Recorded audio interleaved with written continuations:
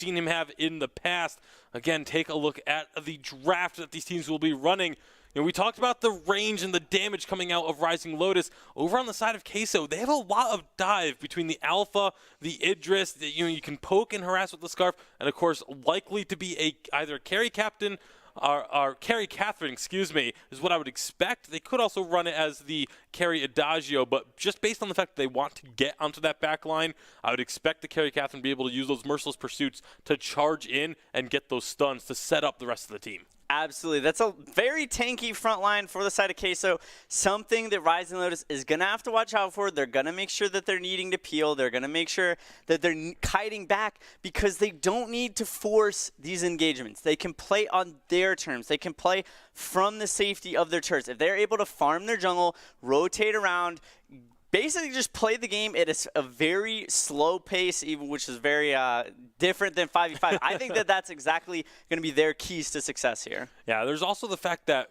with the range composition that Rising Lotus has, if they get poked out at all, if this Scarf lands a few Spitfires, they pretty much have to forfeit a turret. So the positioning and the movement in these sort of sieging opportunities that are going to be presented is absolutely crucial. But if Rising Lotus can rotate, if they can clear out those minions very quickly and efficiently, they could perhaps defend these heavy 5-man pushes that we've seen Queso making fantastic use of. I think a huge important factor for Queso is going to be Tyrus on the Alpha. If he can find great prime directives to start off these team fights, that's going to be what enables Queso to play the game on their terms. Yeah, we're going to take a look at Team Queso and the dominance that they've shown. Definitely some great looking stuff. Last week against Clash, really good execution, great macro control, playing the games on their term.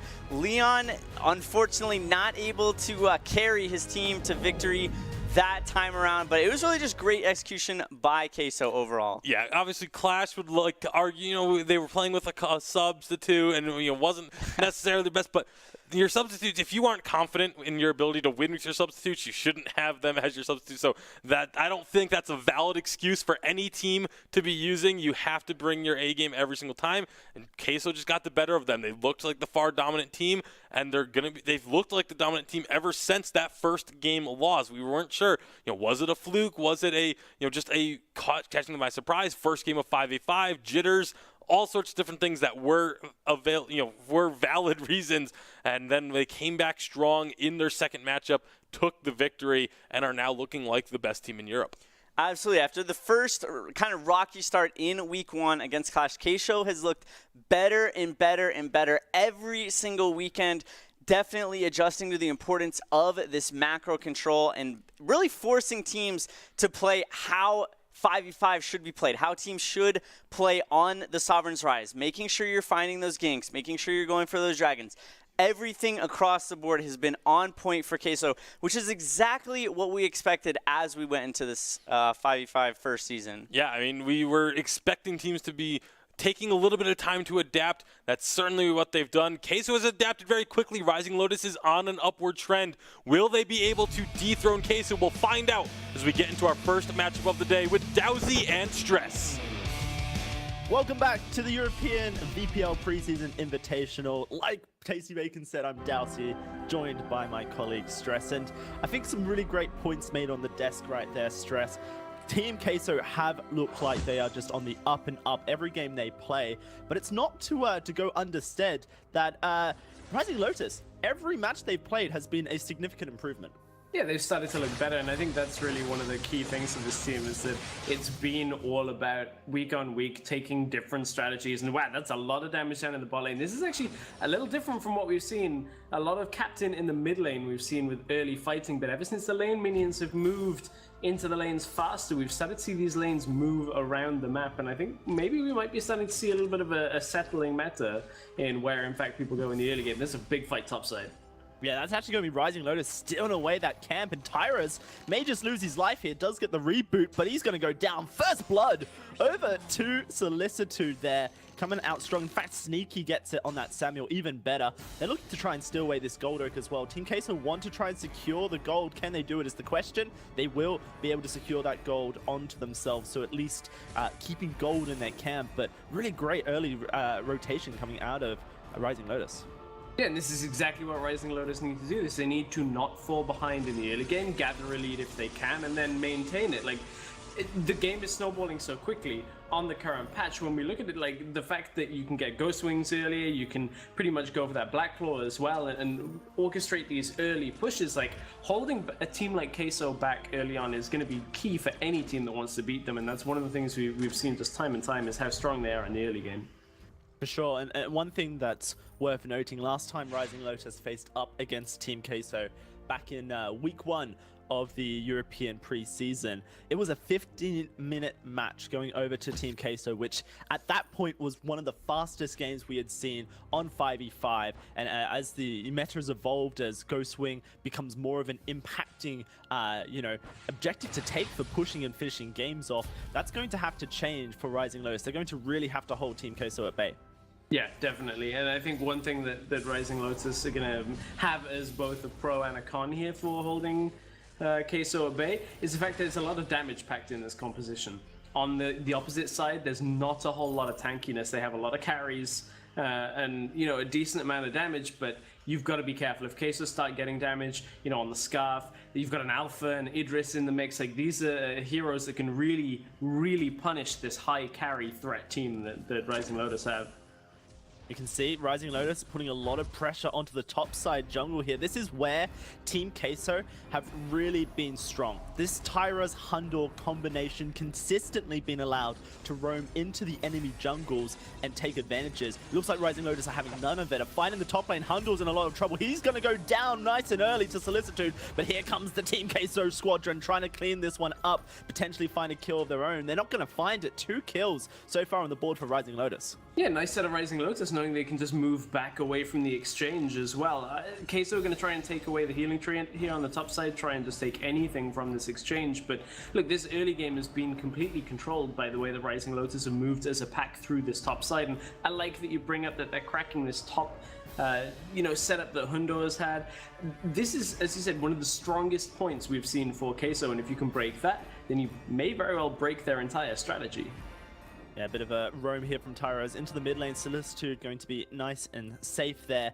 Techno JJ will rejoin the lane, but we'll have to see if Techno JJ can get the leads that have been so dominating for him so far for Team Queso. This Scarf has always been one of his pocket picks that he's always performed so well on, but so far he hasn't quite found the leads he needs. Maybe this gank in the bot lane can do it. Crap's going to be jumped upon by Tyros. Here comes Techno JJ looking for the Spitfire, lands it. Hell, that's going to be fast, keeping him alive. And oh my goodness, Kiana Nakoa almost just takes Techno's life. Almost gets the trade kill back. He's actually stood on a ward, but look, Palmatora is blocking for him. Nomad Vagabond comes down from the top side. Yeah, this could actually be death for Nomad. He is going to go down. Oh dear, thought he could take out a low target. It's going to be Tyros trading lives though, trying to invade into the jungle all by himself and gets taken out. So a 1-for-1 trade in the end. This has been a much more scrappy game out of any team really playing Clash over the last few weeks. The last few weeks, a lot of teams have kind of just rolled over and allowed Clash to move around the map very freely, whereas this is now only 1 kill going to Queso. Rising Lotus actually stacking pretty well around the engagements. I think I said Clash there. I meant Queso. Yeah. Clash very similar in the way they play the early game, but Queso, this early game standpoint, like we've not seen teams take it to them apart from Clash in week 1, and Queso beat them last week. So at this point, Queso really turning a corner, maybe struggling against Rising Lotus so far. Yeah, no, I do wonder how much significance we apply to that Team Queso Clash matchup due to the fact that Clash were heavily weakened in their roster due to unfortunate circumstances with their players. But you know, Team Queso definitely a team to fear. They are showing consistently that they are on top of the meta, that they need to be respected, and I think that's exactly what Rising Lotus have done. You know, they knew what the draft was going to be heading into this game a little bit before due to the new format that's being trialed here in the preseason, and now they're looking to try and really contest the game style of Team Queso. Lots of damage coming out of Sneaky. This Ghost Wing looks like it should go down as Nomad tanks it all up. Yeah, it is going to be Rising Lotus securing it there without losing a member. And in fact, now they get that healing buff, which means they can roam wherever they want. 25% extra damage, 2 turrets as well. It's a lot. And with 5 men pushing the bot lane, this could be 2 turrets going over to Rising Lotus. Yeah, very easily, considering, you know, you got that big minion in the back as well. That's going to allow them to push very quickly, deactivate that shield for a while. Idris on the opposite side of the map is going to be able to push at least maybe the 1 turret, but isn't going to get more than that. You've talked about how the Ghost Wing buff, how strong it is right now. Obviously on this patch, that added damage, yeah, they could very well go for 3. Alpha is still in the top side jungle here. Palmatoro is low, but there's a lot of poke damage coming from the Scarf, coming from the side of the Adagio there as well. So they do back themselves away, but still, that's a great push to get 2 towers in exchange for the 1 from Idris. Right, you have to remember, this Catherine isn't a captain, it is a lane Catherine, so at the moment with just a Storm Crown, maybe not as much damage, but will definitely be doing damage as this game does go on and providing a lot of utility for the side of Team Queso. Worth noting, in their last matchup, Rising Lotus were only able to secure 2 towers in general here, Stress, so already matching their personal best against Team Queso, and the game is very fresh. Yeah, I like that. Match their personal best against Queso. It's a good start for them. I like the way that composition also has these different facets. You've had the Gwen, who we haven't seen a whole lot in the early game, but at the same time is going to have a lot of damage. You got the Varia for teamfight as well, Kestrel for poke. As I said, it can be a little bit risky, but when they have the numbers advantage, they will just push it like this. They're just going to get good damage down onto Scarf and look for that tower. Yeah, it does look like it is going to be another 5-man push coming out of Rising Lotus, and Hundor and Tyra is just continuing up in that top side. A big Adagio will come out, cracks tanking a lot of damage from the turret from Techno JJ. And it is going to be this turret falling back now. Lots of damage has been dealt to key damage dealers here on the side of Rising Lotus, and with Palmatoro joining the mix, nothing really that Rising Lotus can do. And worth noting, Team Queso still have Tyrus and Hundor up in the top lane. That is another turret taken by that pair. Whilst Rising Lotus did a lot of effort to try and shut it down early, they have had a lot of freedom in the last couple of minutes. Yeah, that was a magnificent hold out of Queso. I don't want to oversell it too much, but that was 2 versus 5. Hang on, here comes the fight on the backside. Samuel's bot lane, so there's not really any way of getting a full 5 versus 5, but to hold a tower 2 versus 5 is quite a significant accomplishment out of Queso. Great Adagio ult, even though there's no real extra damage in the kit yet, but still, really good usage of that crowd control, the damage under the tower, and able to keep it alive. Yeah, that's one thing we saw from Team Queso last week, was using that Adagio as a more utility laner. This time it is going to be the captain as played by Hegman, but so much base damage in that pick, really able to use it well in the early game. Ghost Wing has landed for the 2nd time this match, and Rising Lotus already have it knocked down to half HP. Here comes that Varia ultimate to push Team Queso off it. Techno JJ trying to steal, but he can't get in range for the Spitfire. Another Ghost Wing goes the way of Rising Lotus. We'll have to see what they make of it. Yeah, and at this point, now Queso have to say, okay, we're going to back away. We're not really going to take this fight. The Ghost Wing empowers them pretty heavily at this point, considering they're already ahead. Hegman and Techno JJ were kind of trying to de-ward, but Nomad Vagabond is able to deter them. That's kind of how much Rising Lotus maybe are in control of this game. The fact that level 5 can run around and kind of deter the warding efforts and de-warding efforts of Queso. They didn't know who was behind them, and you can always take a look in MOBAs at vision control, and that gives you a good idea of who is ahead. And it certainly is Rising Lotus that for the most part had the most vision control, but here's the top side fight. Yeah, this topside fight not going well for Rising Lotus. A 1-for-1 trade turns into a 2-for-1 as Tyrus does clean up Solicitude there to finish it off. And that is going to be that top side jungle once more secured for Team Queso. And Tyrus and Hundor basically allowed to do what they want. Yeah, and that all comes actually from the vision control that had been recently established topside by Queso. There's a triangle of red wards over on that left side jungle, right where Nomad Vagabond is running through now. Those are the wards that told Queso the Rising Lotus was so split up. The scout cam's just able to spot out the straggling members of Rising Lotus, and they're able to just pick them off very quickly. Yeah, and with that control in the top side, they shift their focus down to the bottom lane with a big wave pushing. A turret will go the way of Team Queso. And this gold lead starting to be closed here just a little bit as Team Queso start clawing control back in this match. Yeah, Queso set up on this bottom side, but realistically at this point they have no easy objectives to take. Like, there's no real tower possible for them because of the work that Idris did up on the top side earlier. The mid tower's already fallen for them, so this is a very awkward point of the game where it is just about vision. It is just about getting those scout cams in different places so you're able to track lane movements, because we've still got 20 seconds or so for Black Claw to spawn. There's no Ghost Wing available because Rising Lotus took it recently as well, so there's not too much for them to do to try and push an advantage or try and recoup some of that loss, as Rising Lotus playing very well as a unit, not giving anything more away since those topside kills. Yeah, it does look like Team Queso wanted to block any potential vision control over the Ghost Wing, as we know that teams love to take Ghost Wing and then rotate over towards that Black Claw. The Ghost Wing should be joining us in about 30 seconds time, roughly. There it is, 20 seconds on the clock before it joins us back on the Sovereign's Rise.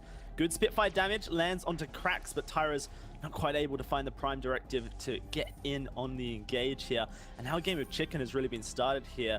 Can Rising Lotus get control over the Ghost Wing pad? It looks like they're just going to dive straight over the wall. They have been spotted doing so. Team Queso are going to be able to set up a counter fight here. Only problem is Hundor's in the top side, so it will be a 4 versus 5. Here it goes. Tyrus jumps in, gets stunned, gets popped. He's in his prime reboot, and he just gets destroyed. Look at the damage onto Palmatora. He goes down as well. It is going to be Techno JJ finding one, but the one shot, oof, almost takes a kill.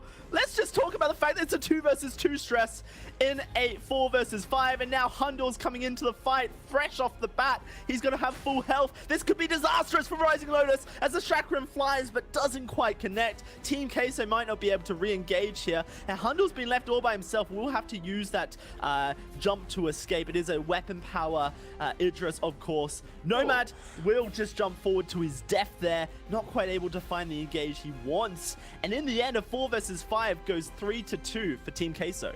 That massive damage coming from Solicitude, it looked like it was enough out of Rising Lotus, and then the fight turns back around. Techno JJ gets a lot of damage out. You saw some of the damage there from the Adagio as well. Like, it looked to be a really nice move out of Rising Lotus to sneak over to the Ghost Wing, try and get the objective, but they weren't as prepared for the fight as they thought. The fact that, you know, Queso was split didn't exactly hinder them, but just because of how strong the damage came out. And as you said, it was 2 for 2 trade initially. Then Queso get themselves another kill on the back end, and now the Ghost Wing from what was a game that was looking very precarious a few minutes in. They've got Ghost Wing, they've got a composition that can now kind of control the vision around the Black Claw and can try and force a fight. Look, there's 2 members bot side. I don't think Kestrel just showed, but 1 member is enough to see for Queso to say, okay, let's go for the Black Claw. Yeah, and look at the damage that Techno JJ is putting out. Solicitude takes 1 Spitfire and a tick of a goop, and is already down to just 1/3 HP. The one shot from Keanu Koa gets blocked, but it was enough anyway.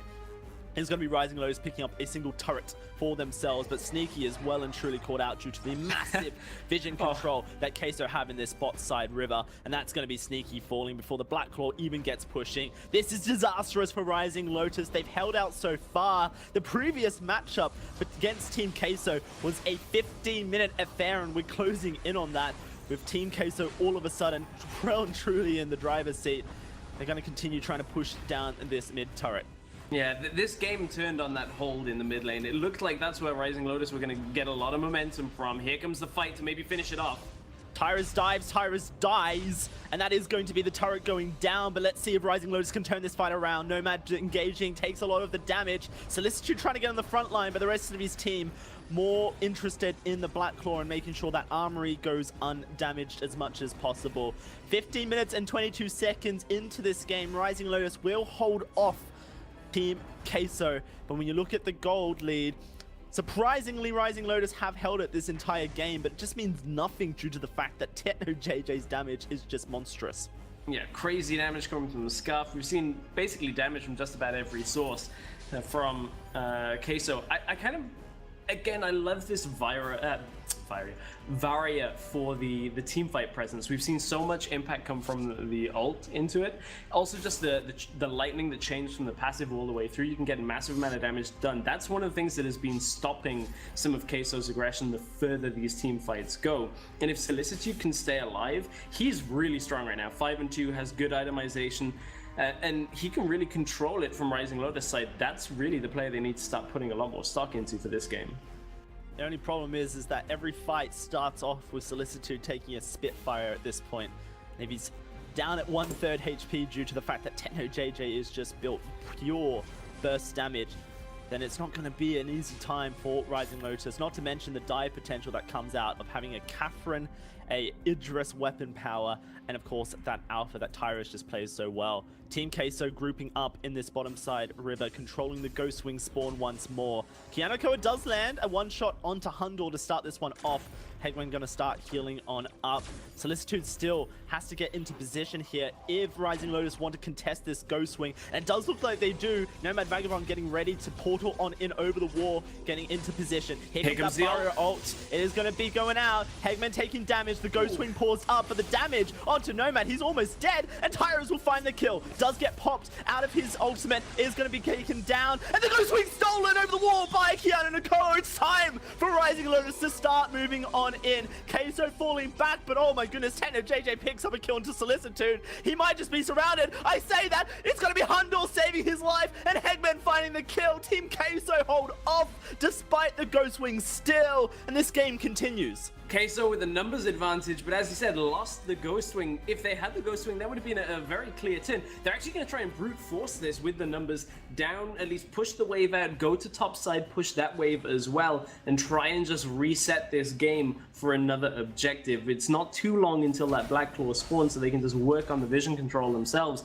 and then reset. It was a little close for comfort out of Queso, and they don't feel like pushing any further because of the respawns coming in already. But look, we're setting up for the next objective. It's Black Claw. The fight is potentially gonna go their way. I'm looking at the ult cooldown. The Varia ult is nearly up. A lot of the items are nearly up as well for Rising Lotus, so it's not quite as clean cut as saying, okay, take a quick fight, because they still have a lot of that power left. This matchup against Rising Lotus has proven to be an exciting one, as Rising Lotus have continued to up their game week in, week out here in the preseason invitational. And Black Claw is the topic, as Team Queso hiding around the corner. Solicitude should get a Crystal Treant, very important considering that he hasn't been getting them. I say that though, and it looks like Techno JJ just stole over the wall, unless it was Cracks who secured it. Fight about to start off, you think? It all depends on if Tyrus can land the engage. Hundor wants to roam around the side and get onto that back side of the fight if he can. Look at the wave in the top side as well. Huge wave with a Captain Minion has been pushing, and that's something that Rising Lotus need to address either by fighting now or backing off this Black Claw. I think Team Queso are happy with either of these options. Spitfire's going out. Goops landing. Doesn't look like Team Queso quite ready to engage. They're very happy to let that top lane push. Yeah, and they're just going to poke down as well. Techno JJ's damage over time is just doing massive work here on the setup for the fight. Krax is trying to recall to get back, but even gets stopped there by Techno JJ. Like, this tower is going to fall if this minion wave stays alive, and most likely the armory behind it as well. They're trying to throw out the one-shot, one-kill every single time, and I kind of like that they sent Solicitude back in the sense that the ult is still usable. Rising Lotus have stayed in position. And Team Queso have pounced as soon as they saw Solicitude back. Nomad just about survives. The poke damage from Sneaky coming out. Some great Malice and Verdicts to do some damage, but the one shot has to do more than that. This fight's starting off on a very even playing field. Only difference is that potentially Nomad has more healing power than Hegman.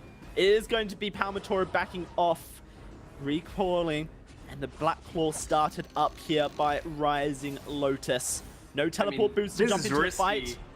Team Queso able to hold off, but lots of damage going on to Techno. Lots of damage onto Techno. Shut down, killed. And that's going to be Fountain keeping Nomad alive. Tyrus tries to dive in onto Nomad, but is able to find the kill. That's a 1-for-1 trade, and Cracks might just go down as well as Hundle tries to get in range.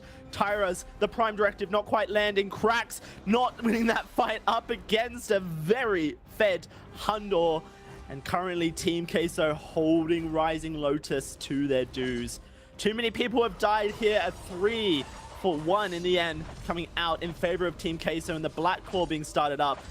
Lots of damage still can come out of this Kestrel and this Varia, but when you get stunned up like that, Solicitude, you're not going to do anything.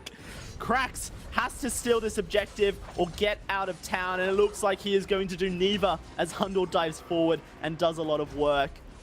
Maybe can steal it with a one-shot. You have to find the perfect angle, and it looks like Team Queso are just not going to allow it here.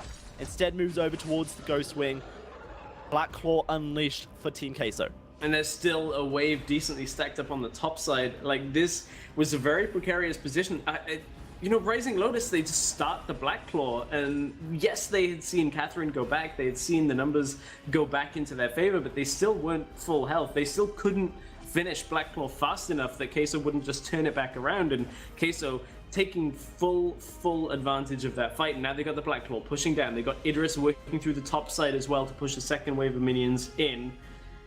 But they are getting damage from a distance. Like Palmatori gets it healed back up, but this could be the very last fight. Yeah, there's going to be that ultimate coming out of Samuel, but Sneaky not able to land it. Varia ult pushes Team Queso out of the base, but Hegman's left by himself and taking a lot of the brute force. The captain will be able to keep alive. One armory taken so far in this push, and the Black Claw will go down, whacking away at that Vein Crystal. 22 minutes into this game, Rising Lotus do hold back Team Queso. No definitive winner yet, but Team Queso certainly calling the shots. And this is such a strange game, because I think people will look at this and say, hey, look at the gold lead. Look at how theoretically far ahead Rising Lotus are, but when you look at how the objectives have gone, what has opened the map up, what gives the team more to play with, Queso have managed to take the majority of them over the last 10 minutes or so. There's been a steal or two that has come through, and we'll see if it's another one, but that's what's been dictating the pace. Objectives are so strong in the current metagame that just taking... Oh, it's stolen by Cracks! Oh my goodness! A weapon power Gwen steals with the buckshot. Do you believe it? Ghost Wing goes to Rising Lotus. Stolen again. Was that blind as well? There is a Queso scout cam in the back to kind of sweep things out. That was incredible. Another steal coming through from Rising Lotus, and that is what has kept Rising Lotus in the game. With their gold lead, with their objective steals, they still are able to push Queso back time and time again, despite the fact that Queso have been looking like they're going to close this game twice already.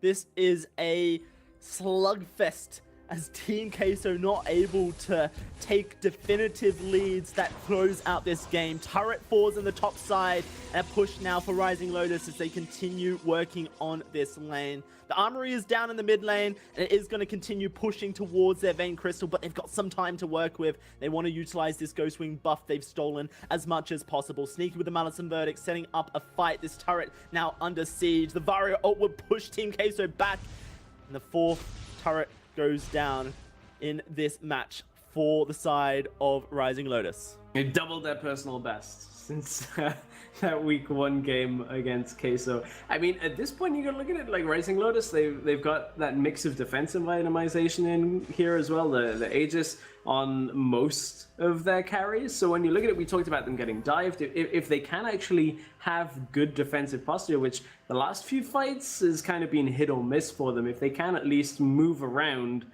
actively, then that's exactly one of the things that is going to keep him alive. Cracks had to be very careful himself there as he moved down towards the bottom lane. He was trying to clear out that weapon buff, ended up getting it, but Queso were looking hot on his heels, very, very close to catching him out. Man, interesting game so far. 25 minutes about to round on the clock. A whole 10 over the previous matchup that we had here, Stress, between these two teams. And you have to wonder which team is going to make the move that gets them the win. At this point, 25 minutes, any definitive teamfight win could just be the end for either of these teams, despite the fact that there's an armory and a turret to go through on either the top side or the bot side for Rising Lotus. The pushing power they have means they could finish it if they find that lead. If they can find the lead, it would again be resumed thanks to Blacklaw, which has been started off. Queso not exactly grouped for this fight yet, but they are starting to get there. Scarf coming across the top side of it, and it looks like they've here caught Rising them. Lotus. Hundle jumping on in with this weapon power Idris. That's going to be a lot of damage going on to Cracks. Tyra's trying to find the lead. The Varyo ult stacking up. Hegman taking lots of damage. Can they get the kill? Palmatoro low. Tyra's in his reboot. Will fall in just a second. No, he does not. Eventually goes down. The first kill goes the way of Rising Lotus, but what more can they get? Not much. Everyone's so low. And maybe Team Queso recognize this and go for the Blacklaw. It would be a ballsy play, but maybe the one they need. Yeah, maybe a play that they can make, but at this point they're saying, hey, let's move through the top side, try and push this wave out. They're going to try and sneak the armory through. Two players show up on the bot side. Yeah, they're sneaking. And they've committed to Ghost Wing on the other side. Oh dear. This is going to be the backdoor attempt coming out of Team Queso. The armory melts, and now Team Queso going on to the Vein Crystal. A desperation play for Team Queso. Can they make it? That is going down so quick. They've just done it. They've just backdoored Rising Lotus, and they didn't expect it. The ace is too late. Team Queso wins again. 6-1 here in the EU Preseason Invitational. Oh, this game is the epitome of victory from the jaws of defeat, because we've seen multiple steals, the backdoor. It looked so good for Rising Lotus. They thought, okay, we'll just push it out, go get the objective, finish this game off, and suddenly backdoor through the top side. Queso with some real cheese of their own. That is incredible cheese coming out of Team Cheese, Team Queso. Once more, another victory and done in style. Let's break it down with FlashX and Tasty Bacon. What a way to end things. My goodness.